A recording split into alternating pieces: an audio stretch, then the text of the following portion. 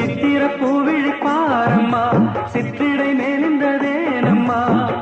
பத்து வீரல் அழைக்கத்தானம்மா முத்துரகம் எனக்கு தானம்மா